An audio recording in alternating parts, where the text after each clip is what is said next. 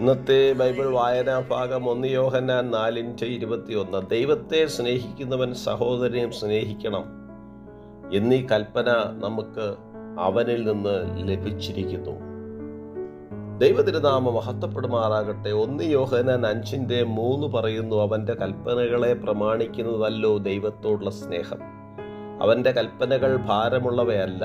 ദൈവത്തെ നാം അറിഞ്ഞിരിക്കുന്നു എന്നറിയുവാൻ കഴിയുന്നത് കർത്താവിൻ്റെ കൽപ്പന അനുസരിക്കുന്നതിലൂടെയാണ്.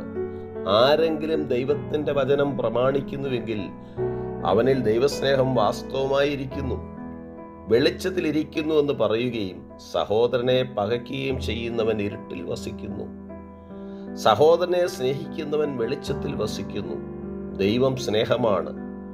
ദൈവസ്നേഹത്തിൻ്റെ ആഴം നാം മനസ്സിലാക്കിയത് യേശുക്രിസ്തുവിൻ്റെ ക്രൂശുമരണത്തിലൂടെയാണ്. സ്നേഹത്തെ തിരിച്ചറിയുവാനുള്ള അളവുകോൽ നമ്മെ സ്നേഹിച്ച കർത്താവിനെ നാം എത്രമാത്രം സ്നേഹിക്കുന്നു എന്നുള്ളതിലാണ്. ദൈവം നമ്മോട് കാട്ടിയ സ്നേഹത്തിന് നാമും അന്യോന്യം സ്നേഹിക്കേണ്ടതാകുന്നു. കൂടുതലായി യേശുവിനെ സ്നേഹിക്കുവാൻ ആഗ്രഹിക്കുന്നവർ നമുക്ക് ചുറ്റുമുള്ള ആളുകളെ സ്നേഹിക്കുന്നതിലൂടെ അത് ആരംഭിക്കുവാൻ കഴിയുന്നു. ദൈവസ്നേഹം ശുദ്ധമായതാണ്, സത്യമായതാണ്, സമാനതകളില്ലാത്തതാണ്. വീണ്ടും ജനനം പ്രാപിച്ച എല്ലാവരും ക്രിസ്തുവിലുള്ള വിശ്വാസത്താൽ ജീവിക്കണം.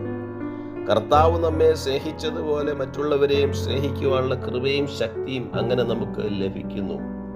ന്യായവിധി ദിവസത്തിൽ നമുക്ക് ധൈര്യമുണ്ടാകുവാൻ തക്കവണ്ണം സ്നേഹം നമ്മോട് തികഞ്ഞിരിക്കുന്നു. അതായത് ന്യായവിധിയുടെ നാളിൽ നമുക്ക് ആത്മവിശ്വാസം നൽകുന്ന സ്നേഹം നമ്മുടെ പരസ്പര സ്നേഹത്താൽ സാധൂകരിക്കപ്പെടുന്നു.